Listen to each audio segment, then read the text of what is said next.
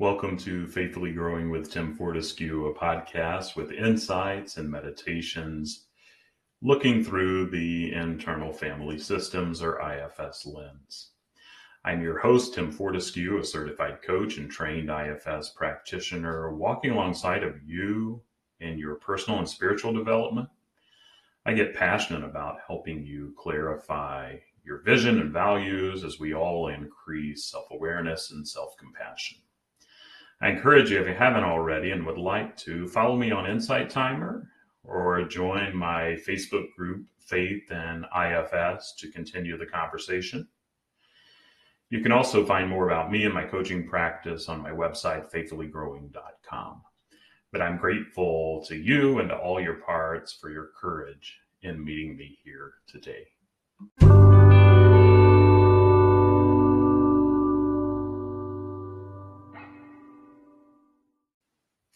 Know that I'm so grateful, and if I'm honest, a little blown away at the traction that this podcast has gained over the last few weeks even. And so thanks for journeying with me in this process. If you have questions or comments or something you'd like to see covered, send me an email to tim@faithfullygrowing.com, and I would love to engage with you a little bit there. Today, we're going to look into a little insight and see if we can be curious about getting to know a little more about self and self-energy. Self is the seat of consciousness by definition, which is characterized by qualities such as the 5 Ps that we call in IFS perspective: presence, patience, playfulness, persistence, or the 8 Cs. And this is what I'm going to talk just a little bit about today, but the 8 Cs of the model are curiosity, creativity, calm, clarity, caring, connectedness, confidence, and compassion. And self-energy is the perspective and feelings that our self brings into a relationship with our other parts, with other people. And we're self-led when we have the capacity to hear, understand, and be present with parts, acknowledging and approaching the importance of their roles in the internal system, as well as in relationship with others. And you've heard me already talk a lot about P's and C's. Know that there are other words that begin with other letters that can describe the qualities of self and self-leadership. But the 5 Ps, and particularly the 8 Cs, are a way to recognize the presence of self in yourself and in others. And know too that any one quality can lead to the rest. I've heard it said, and often tell clients, if we can get just one sliver, one drop of self-energy, then that can lead to a momentum of more and more. So let's look at the 8 Cs. The first one on my list anyway is calmness.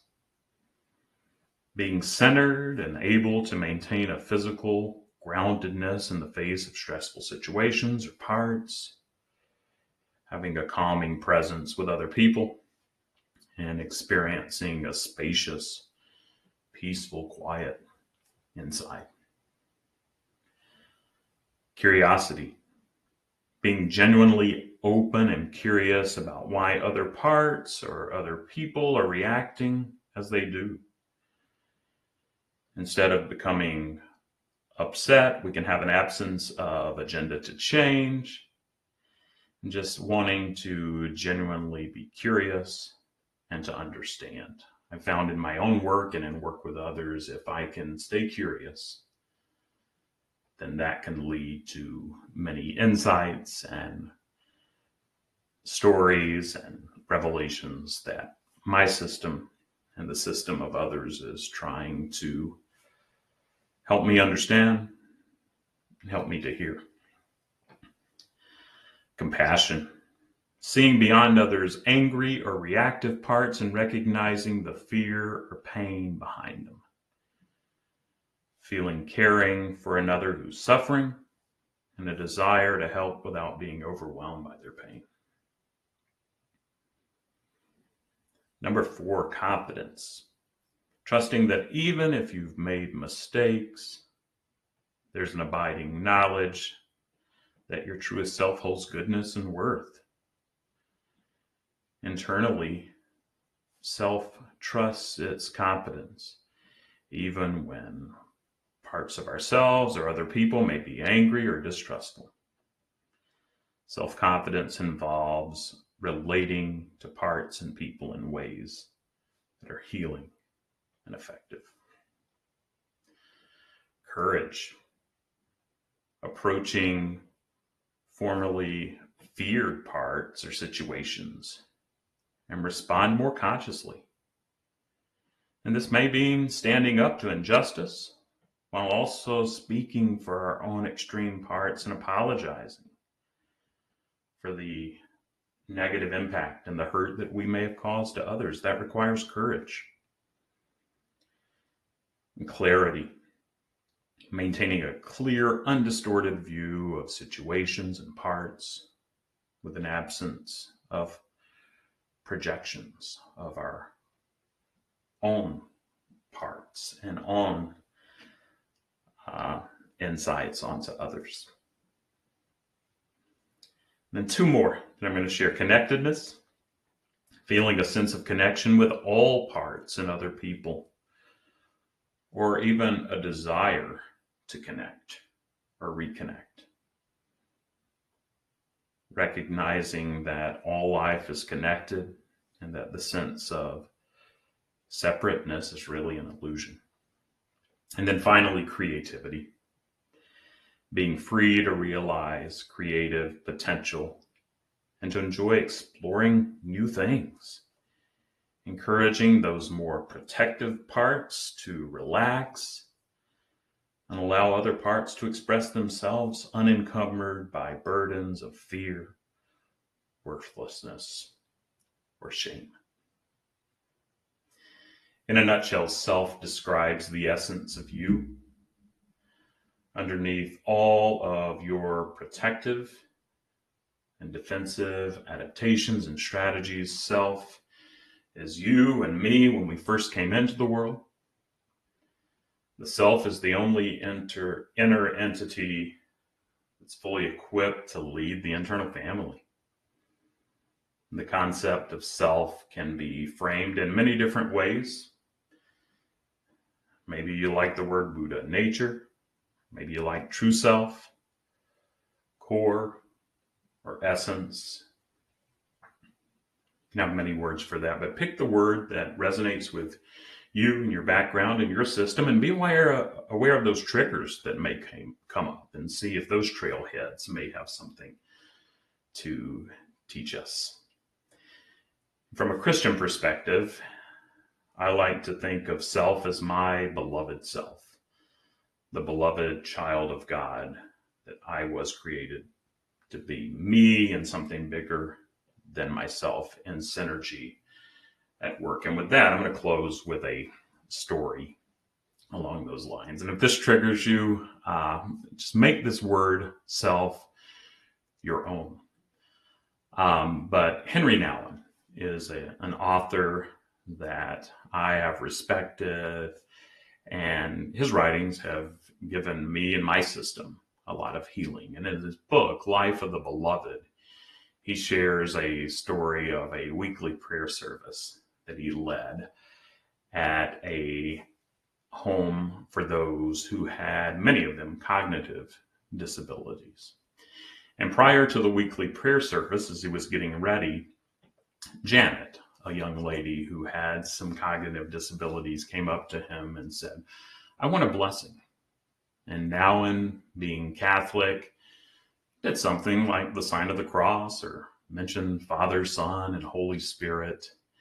And Janet looked at him and said, "That's not a blessing. I want a real blessing." And so, not really knowing what to do, he said he would give Janet a blessing at the end of the prayer service. And so the service came to an end, And Henry Nouwen mentioned to those in attendance that Janet had asked for a special blessing.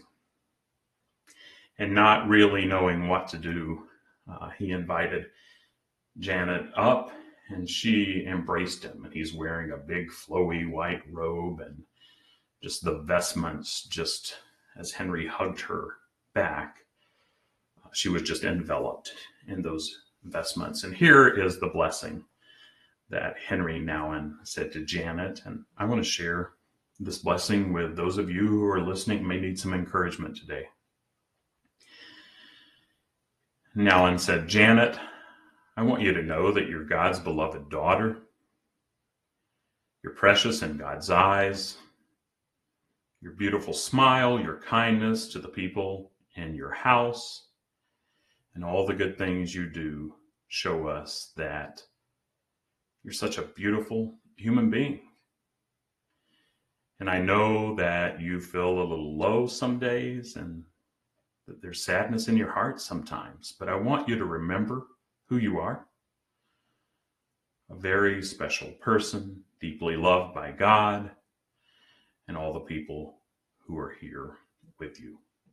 And that blessing didn't end with Janet. When Nouwen was finished with that blessing, others came up and asked for a blessing.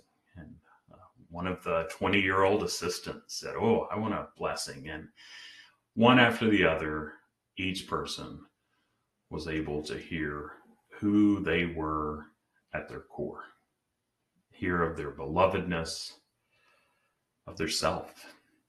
And I want you to know that you're beloved. You have that core essence. You have a lot to offer the world. So see if you can tap into some of that self-energy today, the calmness, the curiosity, compassion, confidence, courage, clarity, connectedness, and creativity. And so I hope that this was helpful. Know that all parts have aspects of self.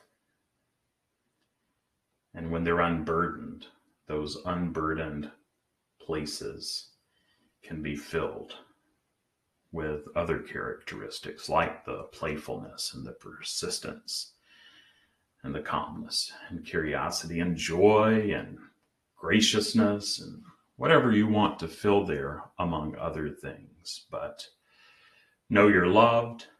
Know that you're a gift, and even if parts may struggle with that, let them know they're welcome to. And so thanks so much for joining me again, and take good care of yourself.